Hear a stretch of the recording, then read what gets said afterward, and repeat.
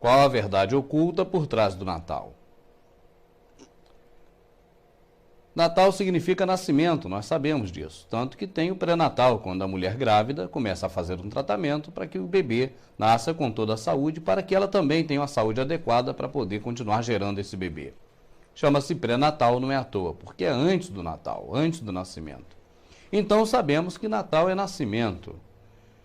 Mas a verdade oculta é que não é o nascimento de Jesus. A Bíblia, que é onde nós buscamos conhecer as coisas sobre Jesus, nela nós não encontramos a data do nascimento de Jesus Cristo. Não temos o mês, não temos o dia, não temos nenhuma referência a essa questão toda. Então, por que se comemora o nascimento de Cristo? E por que se comemora em 25 de dezembro? Para podermos entender isso, nós temos que retornar em um período muito anterior. Temos que chegar nos dias de Noé. A partir de Noé, nós podemos compreender como surgiu esse costume do Natal. E nós podemos também aproveitar para falar também de um tema bastante comum, que é fruto de muitas perguntas aqui para o Verdade Oculta. Quem é a mulher da nota de R$2? Quem é a mulher da nota de R$5? Quem é a mulher da moeda, cara ou coroa, de quem é a cara? Qual é a mulher da Estátua da Liberdade? Vamos entrar na história? Então vamos retornar ao livro de Gênesis, no início da Bíblia. Ali passa-se o momento em que há uma história muito conhecida sobre Noé, o homem que construiu a arca e que através da arca salvou 8 pessoas e um grupo enorme de animais da destruição do dilúvio. Após o dilúvio, a Bíblia conta que Noé bebeu vinho, ficou embriagado. E quando ele ficou embriagado, ele tirou as suas roupas, ele ficou pelado. E entre os filhos de Noé que se safaram da destruição, tinha um chamado Cã, ou Cão em algumas traduções. E esse filho, ao ver Noé nu, achou muito engraçado, riu, zombou e correu para contar para os outros irmãos. Olha, Jafé, olha, Sem, lá está o nosso pai, ele está totalmente nu e bêbado, cá. Isso não agradou Noé. Os 2 irmãos, Sem e Jafé, andaram em direção ao pai com rostos virados e pegaram uma capa e cobriram a nudez do pai. Eles fizeram o inverso de Cã. Dessa forma, Noé amaldiçoou o Cão. Jogou sobre ele uma maldição, sobre ele e sobre a sua descendência. Noé disse que Cão agora passaria a ser escravo de Sem e que Jafé habitaria junto com Sem, mas que Cão seria agora escravo dos seus irmãos e as gerações assim também por consequência. De Cão nasceu Canaã, os cananitas, os cananeus. E o que aconteceu? Estando fora dos planos de Deus, estando amaldiçoado pelo seu pai, esse homem chamado Cão, ele andou por caminhos errados. E ele teve filhos. Um dos seus filhos se chamava Cuxi. Esse filho de Cã, neto de Noé, chamado Cuxi, conheceu uma mulher. Você sabe a Hillary Clinton? Agora você sabe a Jezabel, aquela mulher do Acabe? Coloca as duas aqui assim, ó, uma do lado da outra. Essa mulher que esse rapaz conheceu, esse Cuxi, era uma mistura de Jezabel com Hillary Clinton. Diga-se de passagem, a Jezabel, esposa de Acabe, ela era devota de Samiramis, a mulher de Cuxi. Está escrito na Bíblia. Continuemos. Pois bem, Cuxi então se casa com Samiramis, uma mistura de Jezabel com Hillary Clinton. Você sabe do que eu estou falando. E dessa união nasce uma criança. nasce um garoto chamado Nimrod. Talvez você já tenha ouvido falar sobre ele. Esse Nimrod é o patriarca dos senhores do mundo que estão aí nos seus dias, nos meus dias, nos nossos dias. São das descendências vindas após Nimrod. São seguidores de Nimrod. Esse Nimrod, cujo nome significa os que se rebelaram, ele foi a personificação da desobediência. O que Deus mandava fazer de um jeito, ele fazia de outro. Esse homem foi uma espécie de Hitler dos períodos iniciais da Bíblia. Esse homem foi o primeiro ditador da história. Ele construiu diversas cidades. Aquela cidade de Nínive, que o Senhor mandou seu profeta ir lá pregar contra ela, Jonas, foi uma das cidades que ele criou. Mas não foi a única. Ele criou diversas cidades. E a mais famosa se tornou a Babilônia. A Torre de Babel nasceu aí nesse período. Ele foi o primeiro líder a se dizer Deus. Nesse avanço de Nimrod, como senhor do mundo, já naquela época, construindo as suas cidades, juntando as pessoas em grupos, o que era contrário ao que Deus mandava fazer.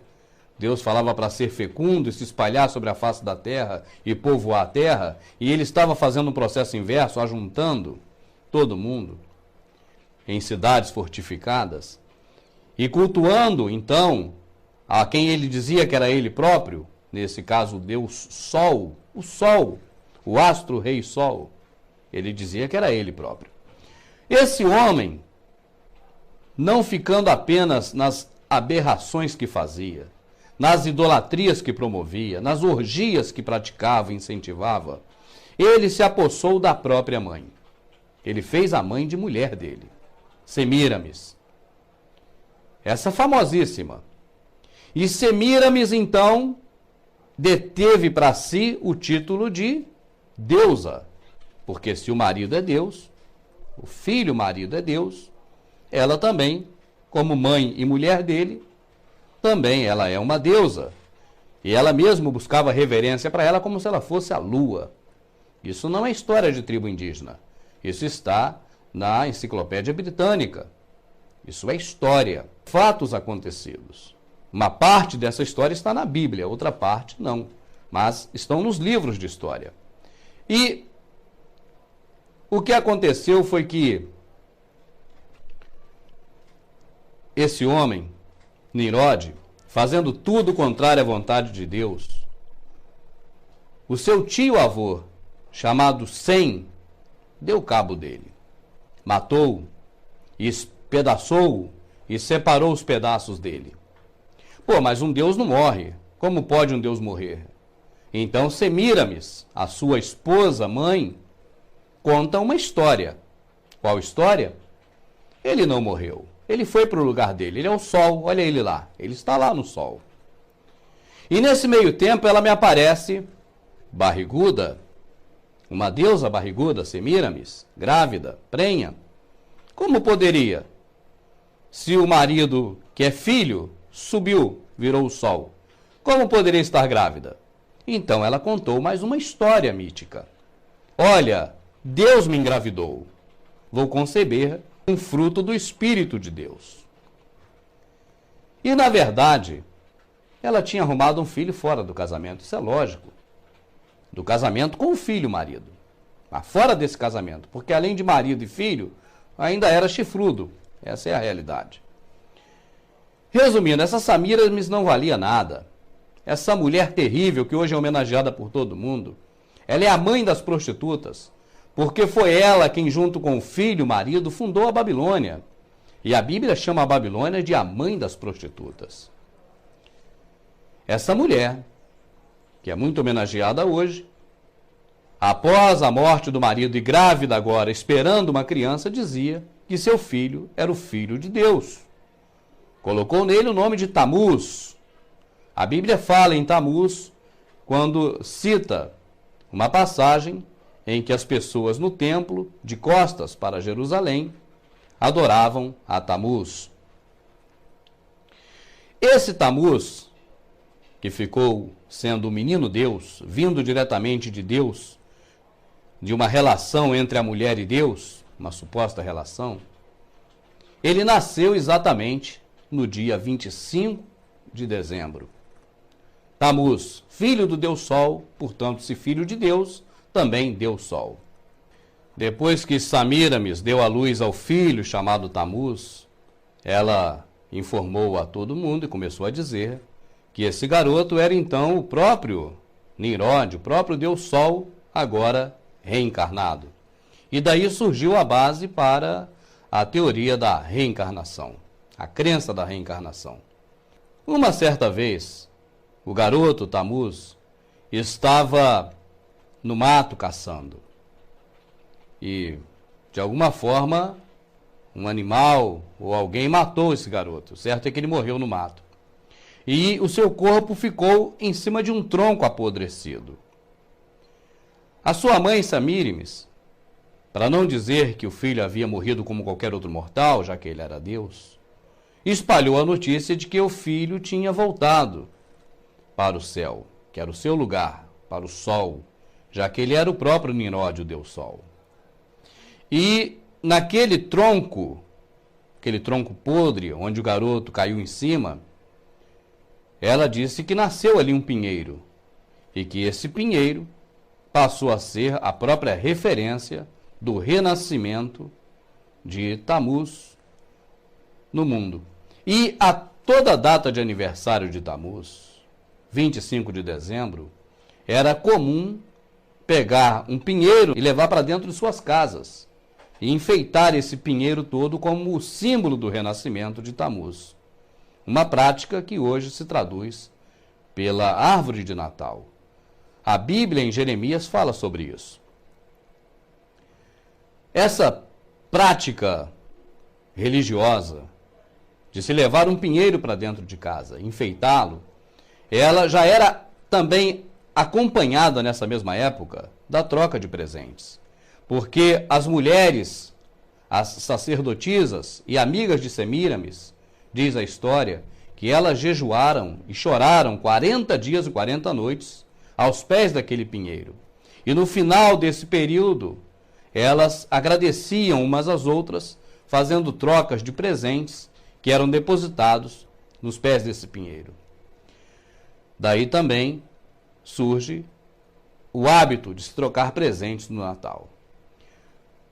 Seguindo em frente, a própria Samíramis começou a criar o hábito do confessionário.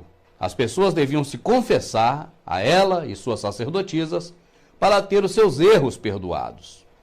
Dessa atividade surgiu a crença do céu e do inferno e também surgiu a balança, a justiça, porque o que as pessoas faziam de bem e confessava era colocado de um lado da balança.